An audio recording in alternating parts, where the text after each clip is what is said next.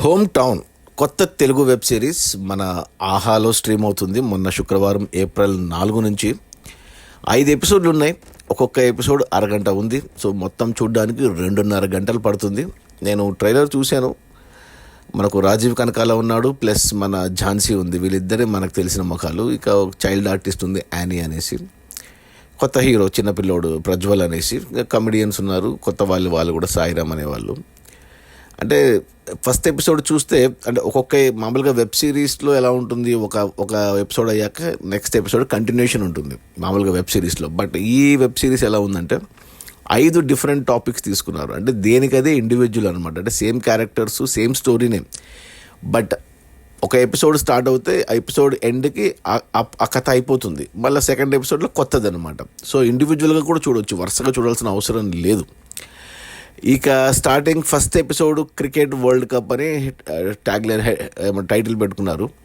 అక్కడ మనకు అన్ని పరిచయం చేస్తారు. అంటే ఇది వచ్చేసి తీసిన వాళ్ళు నవీన్ మేడారం అనేసి, ఇంతకుముందు అతను #90s అని ఈటీవీ విన్ వాళ్ళ కోసం మంచి వెబ్ సిరీస్ తీశాడు అతను. సో ఇది కూడా అతనే తీశాడు. సో నాకు #90s లాగే అనిపడింది కొద్దిగా. ఏమంటారు ఆ సెటప్ కానీ, ఎందుకంటే అది 90sలో తీశారు, ఇది కూడా 90sలో బ్యాక్డ్రాప్లోనే పెట్టారు. అలాంటి middle class house, middle class father, middle class mother, middle class పిల్లలు, స్కూలింగ్ కూడా అలాగే పెట్టుకున్నారు. అండ్ స్టార్టింగ్లో వచ్చిన టైటిల్ ట్రాక్ ఏదైతే ఉందో అది ప్రతి ఎపిసోడ్లో స్టార్టింగ్లో పెట్టారు. అది ఇరిటేషన్ వచ్చింది. అది చాలా కొంచెం అంటే మ్యూజిక్ డైరెక్టర్ కూడా రెండింటికి సురేష్ బొబ్బిలియే, #90sకి దీనికి కూడా. ఇక స్టార్టింగ్ చూస్తే ఏటబ్బా #90s లాగే ఉంది. శివాజీ బదులు రాజీవ్ కనకాల ఉన్నాడు. అక్కడ శివాజీ వైఫ్కి చేసిన అమ్మాయి మన ఖుషి, మన పవన్ కళ్యాణ్ సిస్టర్ క్యారెక్టర్ అమ్మాయి. ఆ అమ్మాయి బదులు ఇక్కడ ఝాన్సీ అనుకోవాలి, అంతే. అదే అనిపించింది. సిమిలర్గా ఉంది. ఏం తేడా ఉంది, అది ఈటీవీ విన్లో ఉంది, ఆహాలో ఉంది అనిపించింది. ఏమంటే దీంట్లో కొద్దిగా క్రికెట్ వరల్డ్ కప్ అని పెట్టుకొని వాళ్ళ క్రికెట్ బెట్టింగ్లు, మ్యాచ్లు అలా ఏదో సింపుల్గా గడిచిపోయింది. ఏం పెద్దగా అనిపించలేదు ఫస్ట్ ఎపిసోడ్. అరగంట తర్వాత సరే సెకండ్ది చూస్తే వీక్లీ మ్యాగజైన్ అని ఒక టైటిల్తో సెకండ్ ఎపిసోడ్. ఇక్కడ కొంచెం ఏమంటారు, ఈ బాయ్స్ అంటే మగవాళ్ళు అబ్బాయిలు 9th 10thలోనే చెడిపోవడం అంటే లోక జ్ఞానం వచ్చేది వీటి మీద. సో ఆ వీక్లీ మ్యాగజైన్లో స్వాతి బుక్లో అప్పట్లో ఇప్పటికీ వస్తుంది, సమరం కాలం ఉంటుంది, దాంట్లో అన్ని ప్రశ్నలు సందేహాలు. ఈ ఎపిసోడ్ మాత్రం నాకు అంటే అబ్బాయిలకి నచ్చుతుంది ఇది. బట్ కొంచెం ఏమంటారు అమ్మాయిలకు కానీ లేకపోతే ఫ్యామిలీతో చూస్తే ఇబ్బంది ఈ ఒక్క ఎపిసోడ్. బట్ ఈ ఎపిసోడ్ ఎండింగ్లో ఫస్ట్ టైం నాకు నచ్చింది ఈ వెబ్ సిరీస్. కొంచెం ఎమోషనల్గా తీసుకెళ్ళాడు. అంటే పిల్లలు వాళ్ళ పేరెంట్స్ బాధని అర్థం చేసుకోవడం అనే కాన్సెప్ట్ అక్కడ మంచిగా అనిపించింది. అది 2 ఎపిసోడ్ల తర్వాత ఇంట్రెస్టింగ్గా 3వ ఎపిసోడ్కి వెళ్తే లవ్ అని పెట్టుకున్నారు. ఇక్కడ 10th క్లాస్లో మనకు ఈ ప్రేమ అంటే ఫస్ట్ క్రష్ ఇవ్వాలని ఉంటాయి కదా, అది ఓకేగా వెళ్ళింది. అది ఆ 3rd ఎపిసోడ్ ఓకే. బట్ నాకు బాగా నచ్చిన ఎపిసోడ్ ఏంటంటే 4th వన్, ఫేస్బుక్ అనేసి. అంటే అప్పట్లో 2000 సంవత్సరం మొదల్లో ఫేస్బుక్ అప్పుడే రావడము. వీళ్ళు ఎక్కడో ఊర్లో ఉన్నట్టు చూపిస్తారు. హైదరాబాద్ కాదు బ్యాక్గ్రౌండ్ ఏదో తెలంగాణలో ఒక ఊరు, చిన్నదే హైదరాబాద్కి దగ్గరలో ఉన్నట్టు చూపించారు.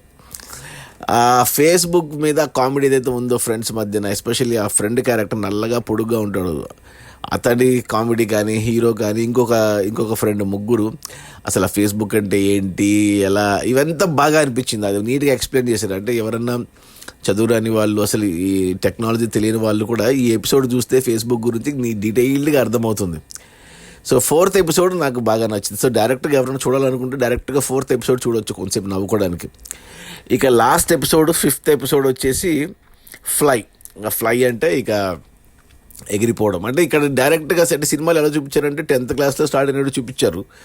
ఆ తర్వాత ఇంటర్ కోసము పాలిసెట్, ఆ ఇంటర్ అనే డైలమా ఉన్నట్టు చూపించి 4th ఎపిసోడ్ దాకా సడన్గా 5th ఎపిసోడ్కి ఇంజనీరింగ్ అయిపోయినట్టు చూపించారు.